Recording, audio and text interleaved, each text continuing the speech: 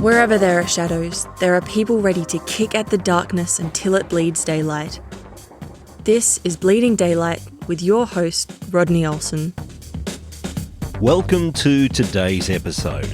Let's connect online through Facebook, Instagram and Twitter, where we can keep the conversation going. My guest today grew up around the halls of power in the White House, rubbing shoulders with those in the highest office from both sides of politics. More recently, she's written a book about overcoming cancer and how we can avoid or overcome many common illnesses. Get ready for a great episode.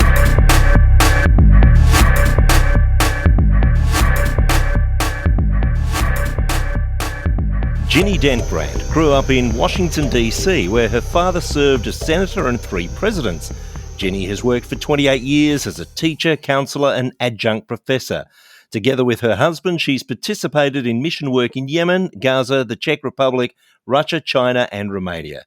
Her book, Unleash Your God-Given Healing, tells the story of her journey through diagnosis and then healing from cancer. I'm very pleased to have her join me on Bleeding Daylight today. Ginny, thank you so much for your time.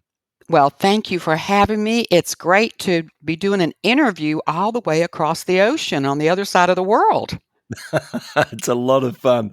And I am looking forward to delving into your book and your work into the sort of life changes that we can all make to reduce the risks of cancer. But first, tell me about those growing up years in the halls of power. What was that like?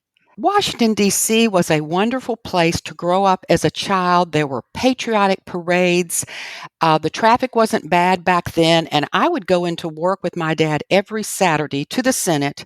And then when he was in the White House, I would go to the White House quite often. It was a wonderful place, all the museums, all the history, and we were friends with people on both sides, Democrats and Republicans, and really it was a wonderful life. I don't think today it's as wonderful. It's just so divided and so ugly, and of course politics can always be ugly, but I think we saw more of the good in it back when I was growing up as a child. Maybe I was just naive, but my dad believed in serving the people for the cause of freedom. And what's interesting is he ended up finding true freedom after the Watergate trials in Christ and giving his life to Christ as I was praying for him, because I became a Christian through Young Life at age 16. And he ended up going into full-time ministry and ministered in Romania, helped the underground church to plant on the surface and the country to come to freedom. He ministered all over Australia, believe it or not, and different places in the world. So that was, I think, a more exciting part of our life. That's why my first book is called Finding True Freedom from the White House to the World, because when my father gave his life to Christ, God took him from those White House days and all that power and glory to ministering solely for the Lord. It's a fascinating upbringing. And I do want to just touch on something you mentioned there, that divisiveness that we see. And I know very much that it's happening in the US, but it is spilling out right across the world where people seem to become more tribal, and everything that the people on their side do is right, and everything that the people on the other side do is wrong. And we've lost the opportunity to see a nuanced argument, haven't we? Yes, I think people need to work together more. And I do think they need to stand for what they believe in, because these are some tough issues. But I saw this sign on a church and I thought it was just prophetic. It said, the donkey and the elephant cannot save us. We need to turn to the lamb. And I think that's what's really wrong with America right now, is we've gotten away from our religious freedom. We've gotten away from putting God first. And it's not that we were a totally Christian country, but we were a country made up of a majority of Christians. And today, Christianity is what's starting to be persecuted. So things are changing here rapidly, as the Bible said, can happen. And we have to learn to practice our faith in more of a culture that discriminates against us. I want to touch on this cancer journey that I mentioned now. Tell me, when did you realize that things weren't quite right? Well, actually, I felt wonderful. My husband and I had just completed a 10-kilometer run in Charleston, South Carolina that we walked briskly.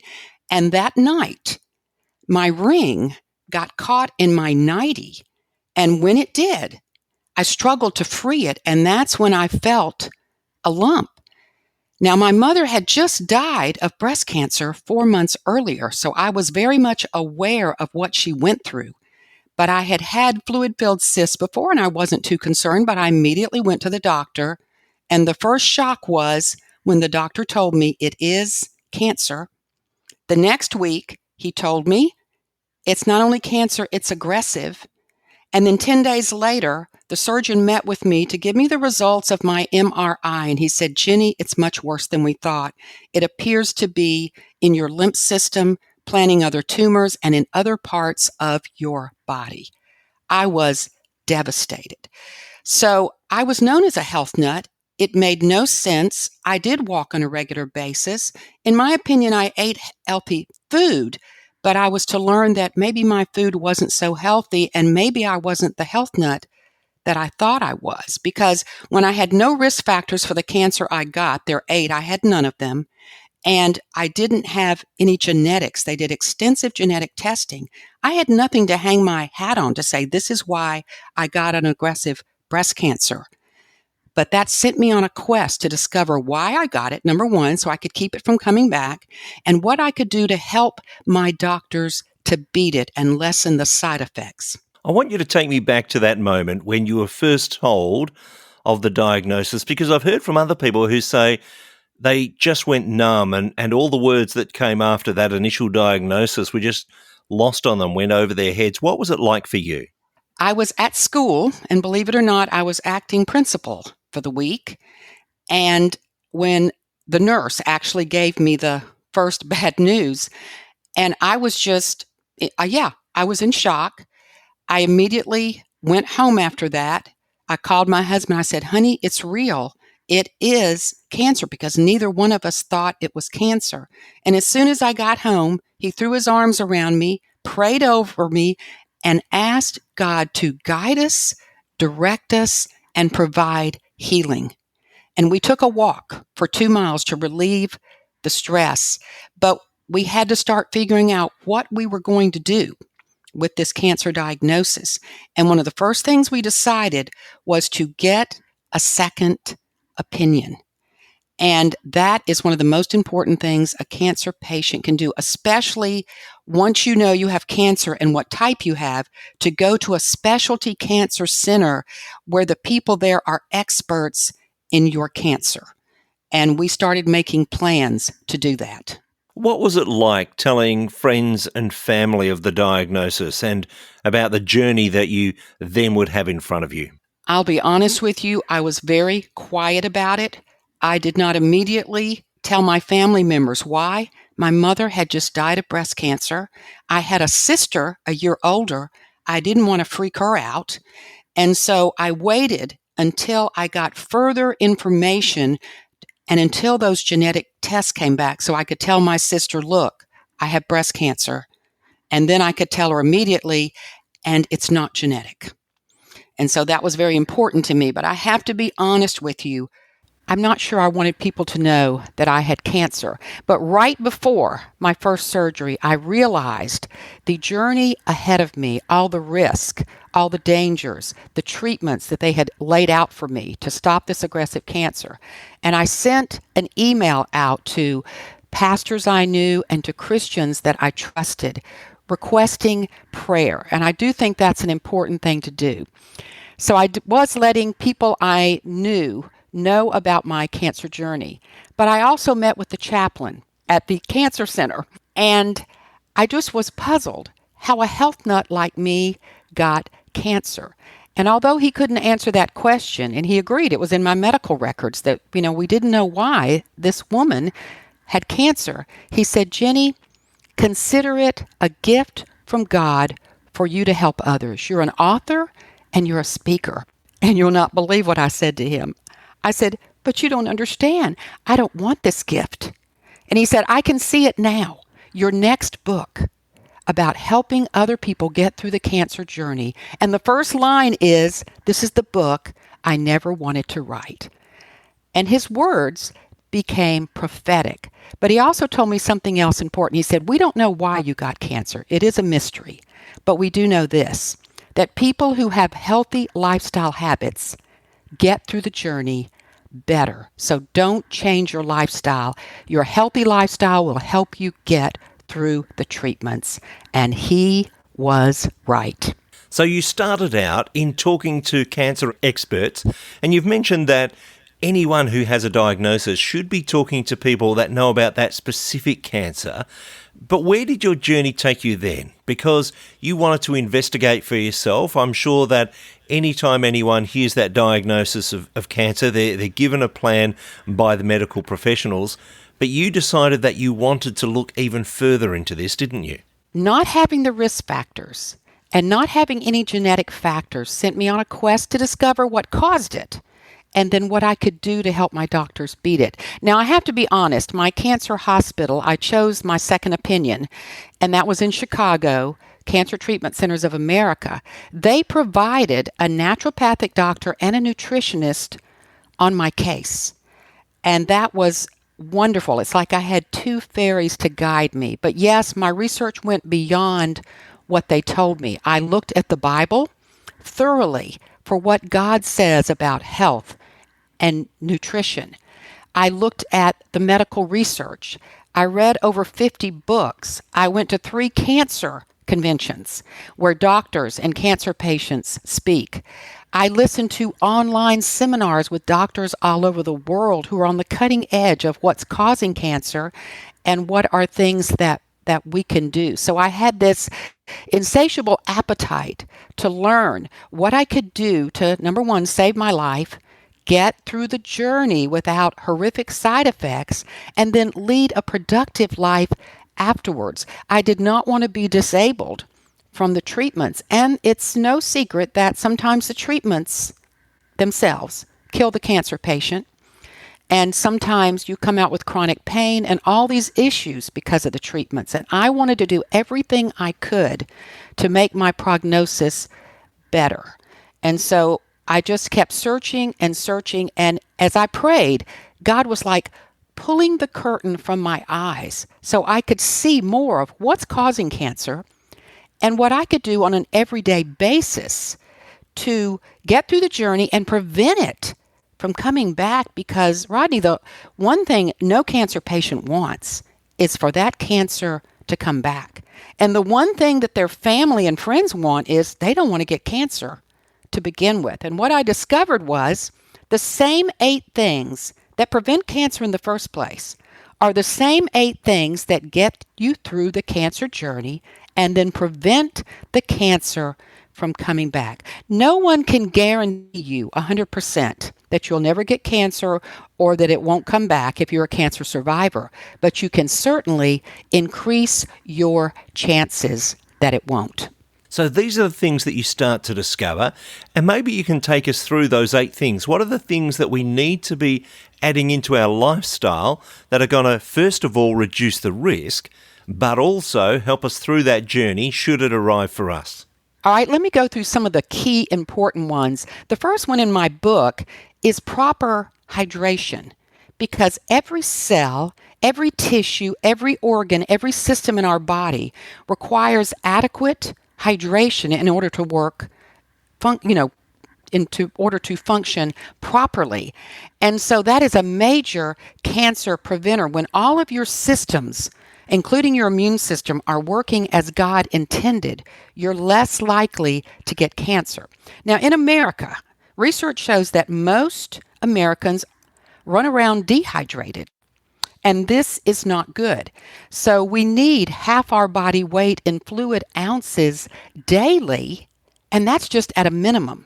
If it's hot or you're in higher altitude or you feel the cold coming on or you are going through chemotherapy, I was advised to up my hydration by 4 extra glasses of water a day to ensure the chemo got to every cell, number one, and number two, afterwards, that water would help move the toxins out.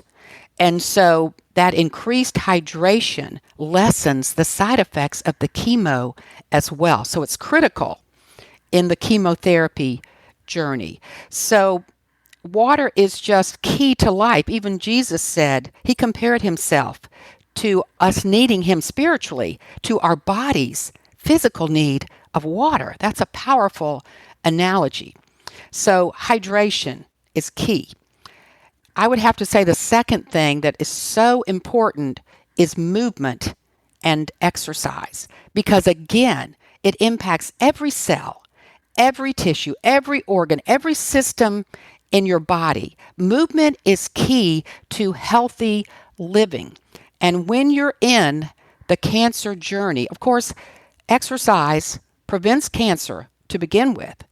But in the chemotherapy journey, and it's surgery, it's key to recovery. The first thing I did was exercise after I got the diagnosis to relieve stress. Of course it does that, but it does so many other things. After my first surgery, I wanted all the tubes removed from my body as soon as possible, especially that catheter. The nurse said if I could walk the next morning 4 rounds of the hospital floor, he would remove it. Well, instead of 4 rounds, I walked 2 miles on the hospital floor, dragging my poles and all this medical apparatus behind me.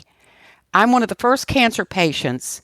They released me early after surgery, and they pulled all the tubes we were supposed to babysit for a few months because my lymphatic system took care of it.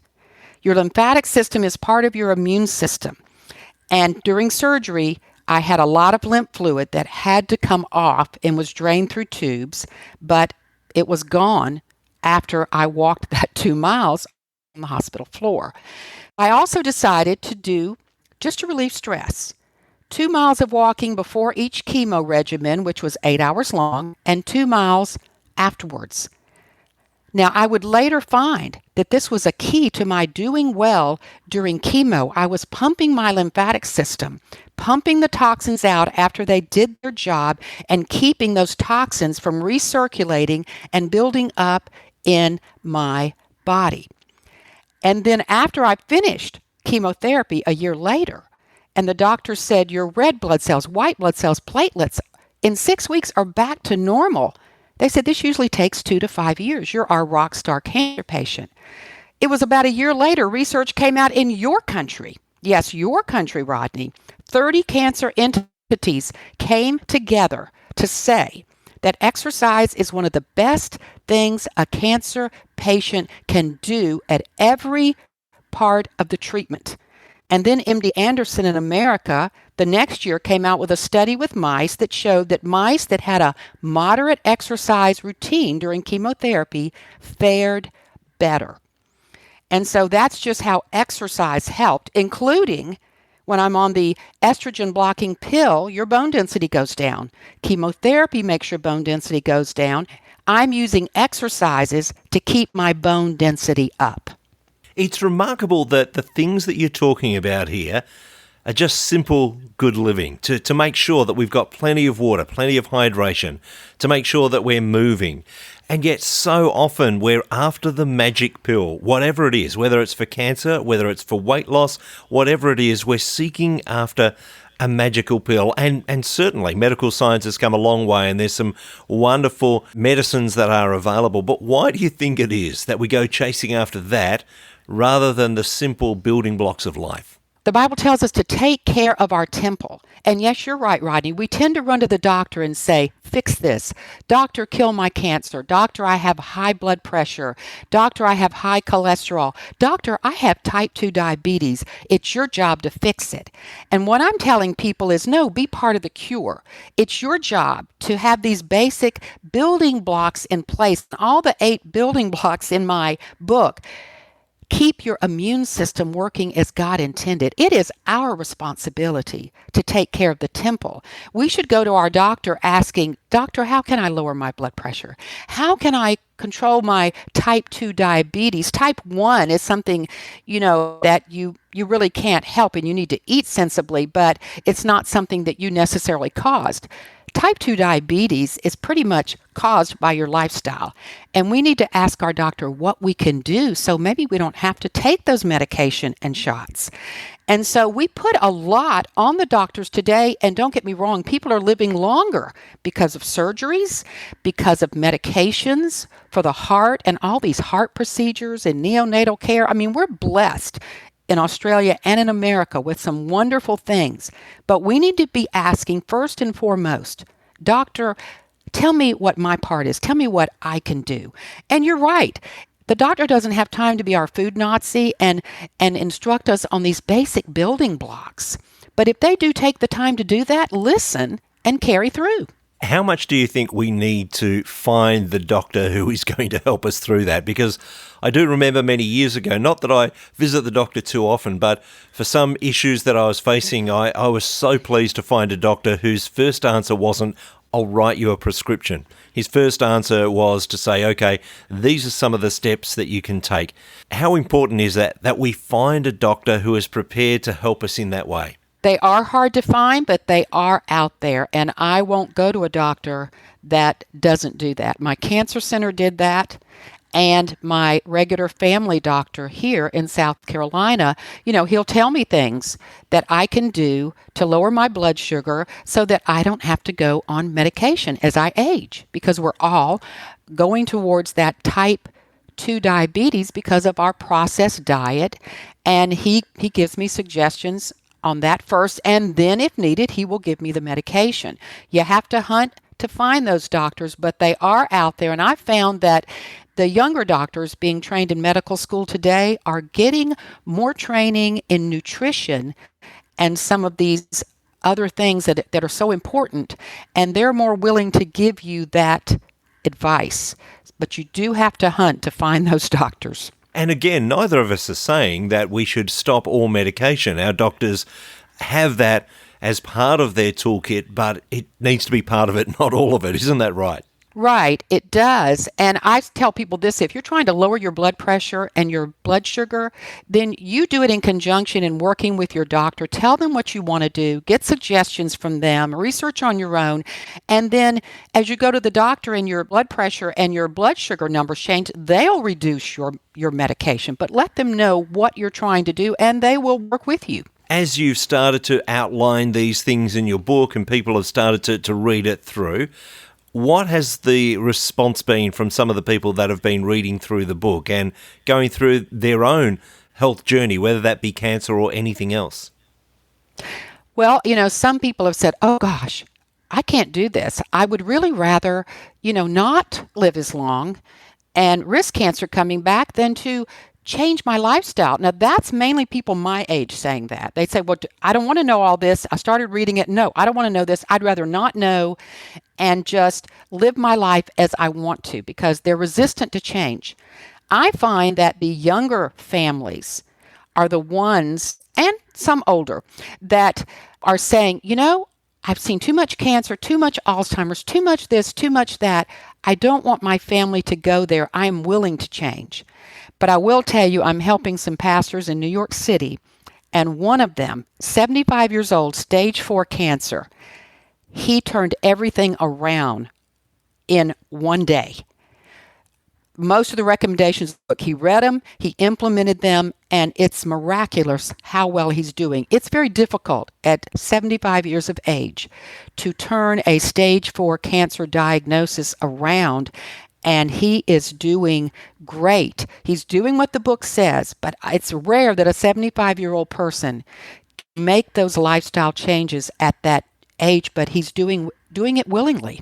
And it's like the Lord's just guiding him. He's implementing what I say in the book. He's got a great doctor. All of that together, he may come out of this stage 4 cancer. He's definitely going to live longer, but he wants to live to see his grandchildren. As you're looking at all the evidence and you're reading all the books and you're finding out more and more about how to prevent and overcome cancer, did you find things that you really didn't know about healthy lifestyle? You'd already mentioned that you've been living a healthy lifestyle up to this point, but did you find things that helped you even further? Oh, absolutely.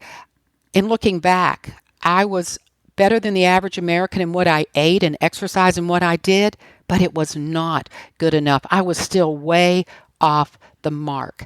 And as we were asking Rodney, God to guide us, and he was pulling back the curtain from our eyes, things happened that I never could anticipate. After the chemotherapy journey, I got involved with an infrared sauna to reduce the toxins in my body. And from that, I got involved in a clinical trial study with that sauna company that was measuring the toxic chemicals in my body. I didn't know I had toxic chemicals in my body beyond the chemo. I just didn't know. 15 came up high on my test through this urine test. And I had to work. It took years to get those toxins down to reasonable levels. And a lot of those toxins were hormone disrupting chemicals, what we call xenoestrogens, which the doctors later said when they saw my test results, this helped to drive your cancer. We finally found one of the reasons for your cancer. Another thing I learned is that it's important as Christians how we manage stress and emotions. They always say, look back when you get a cancer diagnosis 15 years and what was going on in your life. Well, I can tell you what was going on in my life. The chaplain said I was lucky to be alive. All 4 of our parents went through Alzheimer's, cancer, heart disease, and another cancer, and we were the caretakers. And we were living the rat race life.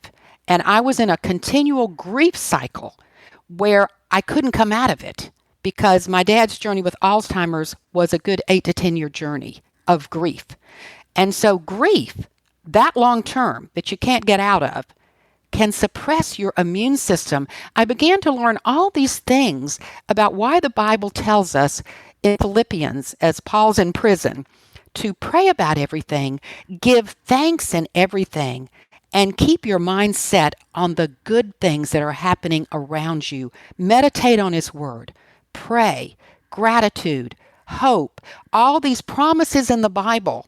When you do that, instead of looking at all the negative circumstances around you, you put your body in a better mode to heal and to help your doctor beat your cancer. Your doctor has no control over your diet, your health practices, or your mind and your negative attitude. That positive Christian mindset is important in getting through the cancer journey and life in general. I was going to say, there's a determination that keeps coming through with what you're saying. First of all, when you hear that diagnosis, as shocking as it must have been, you and your husband determined to do something about it, that you were going to beat this if you could, and you worked your way towards doing that.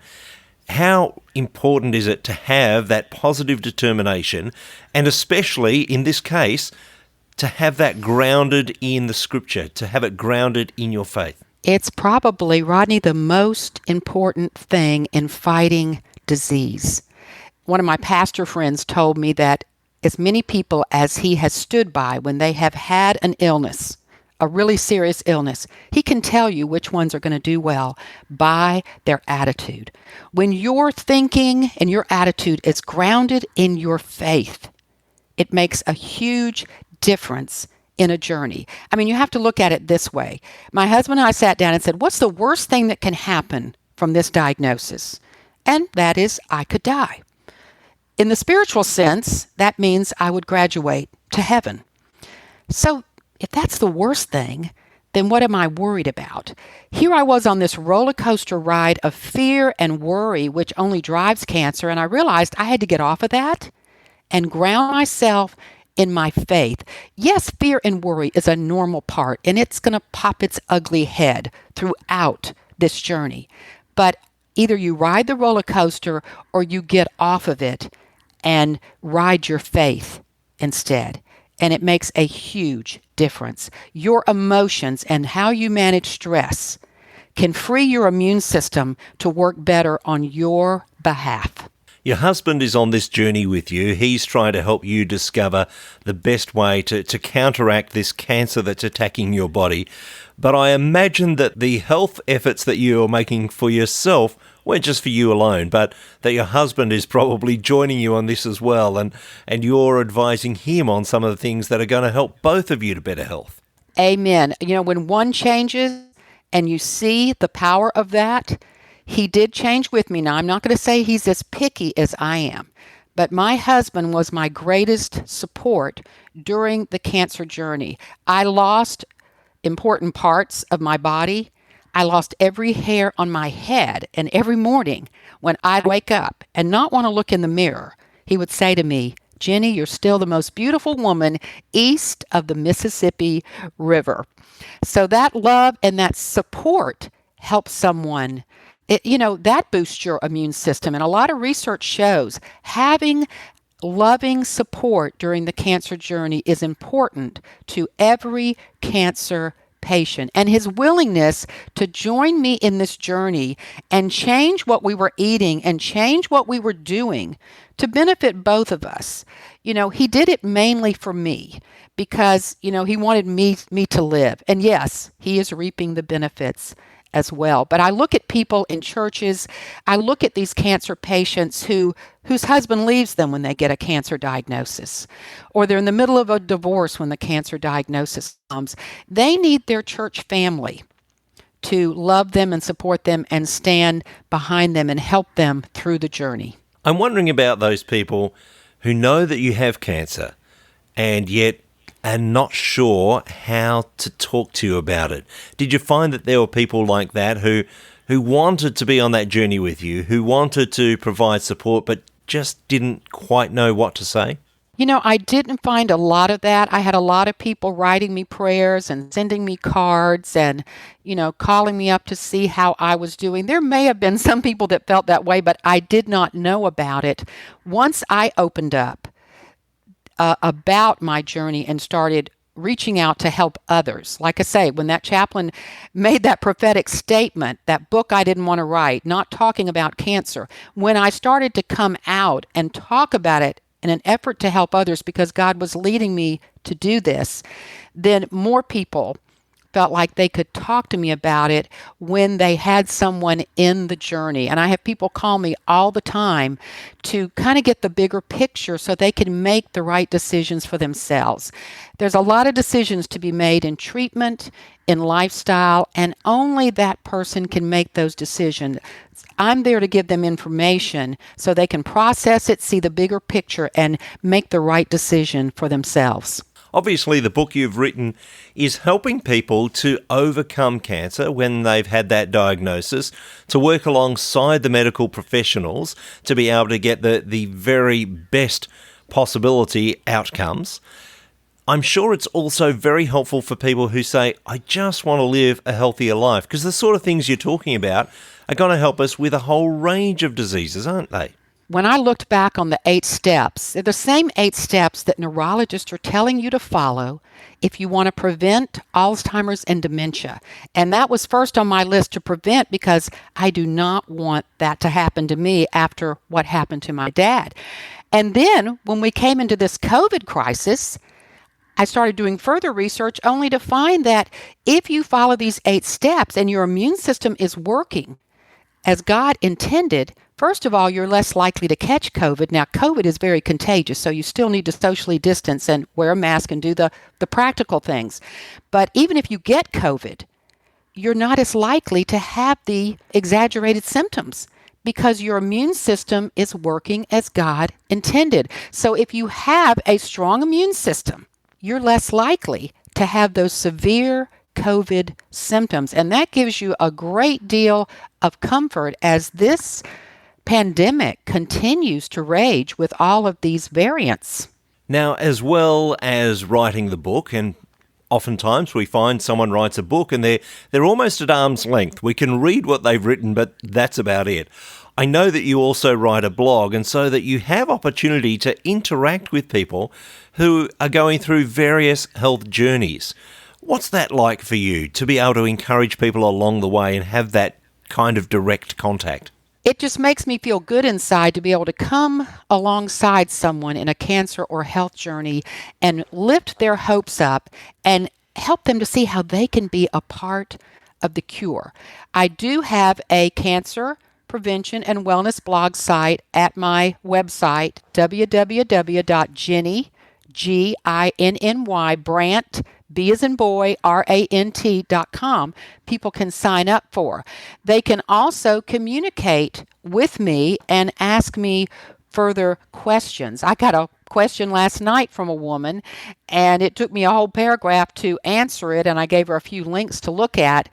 But being able to help cancer patients to have hope and to do better, and people just to do better in general with their health is my mission in life, because if we're going to serve Christ, we can do more if we are healthy rather than unhealthy. And God can use the cancer journey and our health problems, to teach us. But I really don't think He wants everyone running around with autoimmune and chronic diseases and cancer and Alzheimer's at the rates we are getting in the United States. And I don't know what the rates are in Australia, but it's alarming that cancer rates in the United States now for the generation born today are 1 in 2. That is far too many. And breast cancer specifically is 1 in 8. One of the things that I find so inspiring about what you're saying is that you are treating us as if we are holistic people. So often we tend to separate the body and the mind and the spirit, and they're all separate. And yet the way you're talking, we are completely connected as created by a creator. I'm sure that's intentional. Yes, because I found how powerful our emotions can be. It affects our body. It affects our immune system, what we eat. I mean, it all works together. And these 8 steps in my book help you to have that holistic of mind, body, spirit working together on behalf of your immune system. All of these 8 steps enhance this amazing immune system that God has given us. I didn't go through the cancer journey blaming God. I was looking at what I needed to change. But what I discovered was gratitude for how God made this amazing immune system. And the problem we're having today with all these health problems is we are not capitalizing on that. We are suppressing a lot of the things we're doing when we don't move, when we don't hydrate, when we don't use food as medicine, when we get under too much stress and have all these negative emotions. All these things suppress our God-given immune system that was created by God to regenerate and heal on an everyday basis. It's amazing. The book, Unleash Your God-Given Healing, as I've mentioned, it's not just for those who have a diagnosis of cancer or, in fact, any diagnosis, but it's people who want to live well to avoid some of these things. I imagine that's available at the website, is it? It is. It's available at GinnyBrant.com. It's available on Amazon, but the links to Amazon are there. But it's a very valuable book for putting it all together for any health journey, especially a cancer journey.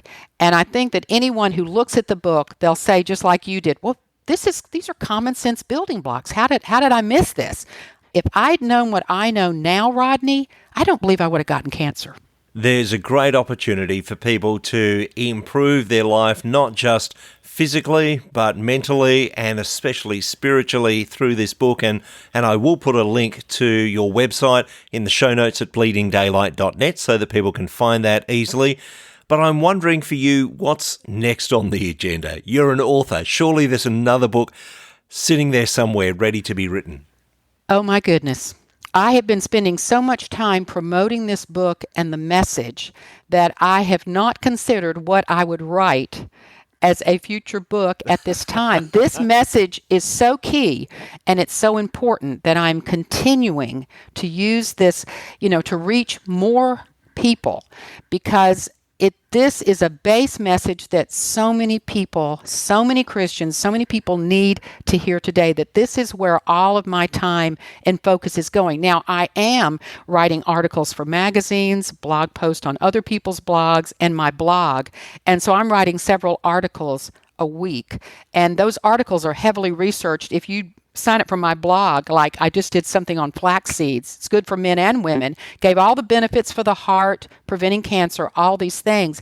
And within the blog are the links to the medical research I got that information from. So if you're curious, you can click on it and go directly to the medical research. Writing an article that way takes a lot of time. But when you get the end product, it makes it even more beneficial, and you know that it's validated in medical research. Ginny, it really has been a delight to speak to you, and I know that people are going to want to get a hold of the book, to read your blog, to be in touch with you. just to know that we can live the way we were intended to live, and that some of these diseases that seem to ravage our populations these days don't have to exist, or we can overcome them. So I want to say thank you for the research that you've done on behalf of all of us, and thank you for your time on Bleeding Daylight. Thank you for allowing me to get my message out there, Rodney. It's been a pleasure. Thank you for listening to Bleeding Daylight. Please help us to shine more light into the darkness by sharing this episode with others. For further details and more episodes, please visit bleedingdaylight.net.